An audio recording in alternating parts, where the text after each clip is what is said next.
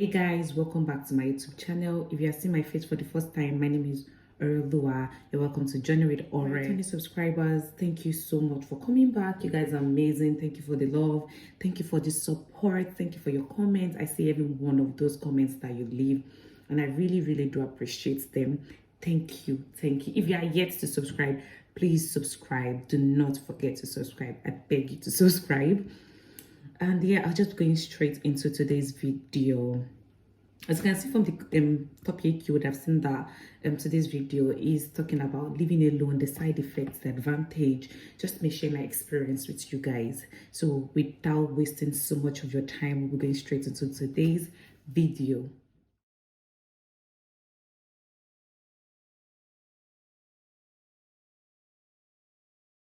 Don't mind me, I'm holding egg because I'm trying to make pancake and I'm trying to like talk to you guys as well. I'm trying to multitask because time. So yes, living alone and sharing my experience with you guys, how it has been, how it is, do I enjoy it, do I get bored, generally all of that. It also help like for those that are trying to like you're trying to like move out of your parents' house and you don't know what to expect, especially if you be staying alone. And for me, right, my experience hasn't been like that bad living alone. I feel like for me, I've been not like I'll say I've been alone. Like I didn't really stay so close to my parents all of my life. Like I say all of my life, like I'm 106. Like I didn't really stay, like I've not been so close with my parents like for a really long time. I feel like I've always had to like go out or stay away. Not stay away, like I've always had to. There was a time that during NYS where I had to like stay far from them during my what do I call it now? During my studies as well. I wasn't schooling in Lagos State. Like, yeah, for those that don't know, I'm a Nigerian born in Lagos, and I didn't school in Lagos. My parents were living in Lagos and they still stay in Lagos, but my university was in Osun State, so it was like 5 hours away. So yeah, and my NYS was also like away from Lagos State. It was in what do we call this place?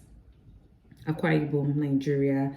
So I've not always been so so like staying so close like that to them. And yeah, I've not always been that person that was very keen to staying so close with my parents. Like even when I had a job in Lagos, I stayed with them. So I was going up during weekend to get, so it wasn't like I was in Lagos and I was living with them. So for me it's kind of different now that I stay alone. Like I don't stay with my parents. It still feels like the same feeling I had when I was in Nigeria. I was like during NYSC, you were not like with them. Even when you're working, you're immediately just going home during the weekend. So the feeling is still like the same kind of feeling, right? It's still the same kind of feeling I had while I was in Nigeria. But it's just kind of different now. Like compared to Nigeria, you can easily just visit. You can easily like just visit them and just bone everything and visit. But now it's a bit different compared to how it was. Like it's a bit like totally different. And it's that I want to talk about in this video. Like how have I been able to manage living alone? Personally, right, for me, I'm this sort of person that I like my space. I love my space. So it's not bad, or I don't feel bored if I say that. I don't know how to place my personality if I say I'm maybe ambivert or introvert or extrovert. No, obviously I'm not an extrovert. So social gathering always drains me. I was like, it's taking all the energy from me. So I don't really know how to place. I'm not the introverted kind of person at all, and I'm not also that extrovert. So I would say maybe ambivert. And I always like my space. I like my space. Doesn't mean that I don't like to talk to people and all, but I've always, it's not like I'm doing amala. It's like just like my space, right? I like my space a lot. So living alone, the advantage for me is number one, I have my space. If you know me, well, I like my space. Like growing up, then I'll ask my parents, when are you going out? Like, when are you people going out? When are you not going out today? So it's always been like that for me. So leaving and coming to, you know, stay and live alone outside where they are, where my family or friends are, it's more like, this is what I wanted. Like, I wanted my space, not to do something bad, of course, but just that freedom. I've been enjoying that freedom. Like, I'm not doing anything bad with my freedom, but you know, like when you are home growing up, Saturdays they wake you up at a certain time. And don't get me wrong, those trainings are really good, because that's what has been helping me so far. Like, it's really been helping me. If I say I want to wake up by 5 a.m, I wake up by 5 a.m. But you know, the freedom of, you know, where you have your time.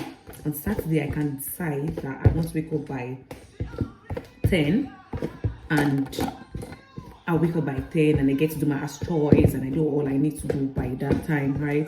So it's just that sort of freedom. I mean, not a freedom in a bad way where you are doing something bad, though. Like, it's just that freedom of, you know, you get to have your time, you get to have your space.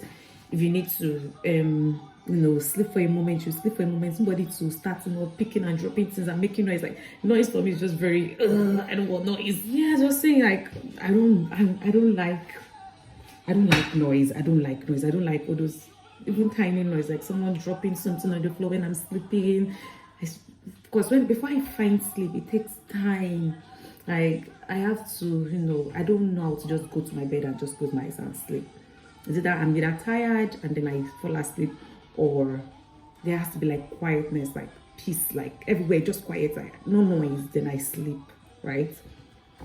So for me, it's really good for me, really good, because like I said, no one to distract, no one to disturb me. They say, all right, what are you doing? What are you not doing? That sort of thing. And even aside like family or like friends, like even aside family, like even with friends, like, you know, you would have, you know, sometimes they're knocking, they're laughing, they're playing. I'm like, can you stop? Like, if you've stayed with me before, you will know how I can be very sensitive to noise. I don't like it. I just like it. So you might not even be like, it just be noise, but to me it's noise. I don't want it. So imagine I stay with, you know, imagine I'm not staying with someone and I have to always try to adjust, because it's not going to be all about me every time. I have to always try to adjust. When I was staying in a shared apartment, it's always like, can you stop making me, can you stop? But it's not always about me, right? So living alone has been like that side has been like an advantage to me. You know, I get to have that's my space. And I remember I was talking to one of my friends the week, and I was like, with the rate at which I'm enjoying my space, like, I feel like when I get married, it will be like, oof, with this person that is coming to, you know, share my space with me, like, it's going to be like that, because I love my space a lot. But like I said, I just have to adjust. We just have to adjust to, you know, living with the person. You can imagine being married and you're still sleeping by 10 a.m. You're still sleeping by 10 a.m. Your partner is ready up by like 5. Your partner is ready up by like 5, and he's probably not had his breakfast. I'm not saying he cannot make his breakfast himself, but it's to get to a point where you yourself, your conscience will tell you, like, why are you sleeping by this time? Now stand up and walk. What's your problem? So there's this adjustment that I always have to do. Like, it's not like I cannot stay with people, right? But I always have to adjust, because you cannot be fighting with this person every time. I mean, you stay with your siblings. Exactly. Like when I was staying with my siblings, oh my god. I like when the light in the room is off. My sister, she likes the light on everywhere. The way it is like everywhere bright. But for me, I like it dark. She was the time she entered the room. She was like, why do you like staying in the dark place? A child of light. Put on the light. I'm like, well, please leave me. You see, that type of thing. Now I can decide not to switch on my light till like I feel like no one's going to disturb me. So I said, like, I've used this part to just say the advantage that I have, you know, enjoyed staying alone. That's the freedom of doing what you want at your own time. Now to the disadvantage. The advantage is deciding what to eat. I feel like it's just a big disadvantage. It's a major disadvantage for me because I always have to decide, like, what do I want to eat? Why is this pancake not doing? That was all this. I don't have time to like decide, like, what am I eating today? What did I eat yesterday? What did I eat yesterday? Excuse me, let me just pour this pancake. Decide, like, I ate rice yesterday morning. I ate I've just exhausted the list of the food that I can eat, right? And I don't know what to eat. But compared to when you were home, like, there's always there's timetable and there's always something to eat. You don't have a choice, you have to eat what is made. But now I can decide that I don't want to eat this food that I ate yesterday. And sometimes I will not even just want to eat it, and I will not eat. So it's really very, you know, there's nothing pushing you to cook. It's your tummy until the worms start crying. It's just like, oh, am I really enjoying this my space thing? But when you think about it, like, the food is important, your peace is important, your space is important. So yeah, and then the second thing I would say is, like, second disadvantage I would say is when you fall sick or when you feel very tired and you're living alone. Oh my goodness, you won't. In fact, I don't know if it's the sickness that will make you cry, or the fact that you are down, like, and like there's no one in your corner to, you know, do all those. The one you're staying with your mom, she's always like, do you want to eat this? Do you want to eat this? Do you want that? Do you want that? Now you're going to be like, you're alone. You have to take care of yourself. You have to take care of yourself.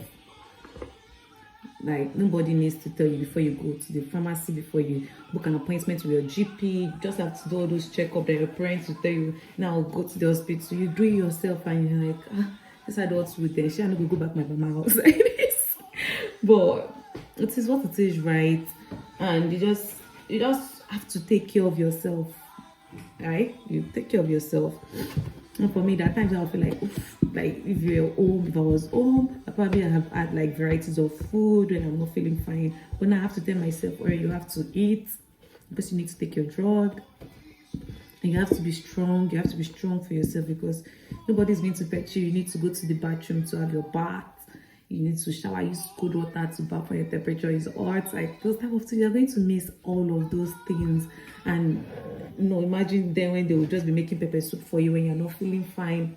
And I don't even have the strength to make the pepper soup. Because you're not feeling well. You're not well.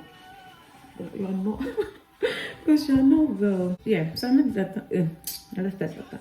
Another disadvantage is you would most likely get used to, you know, living alone, like living alone and enjoying your space so much. I don't want people around, and it has its like side effects. Like, you've enjoyed your space so much, you might not have someone that is now with you, and the person is trying to put something on up, and you're like, this is not how I do my things. Why are you doing like this? Like, can you just quickly do and go? Can you just quickly do and go?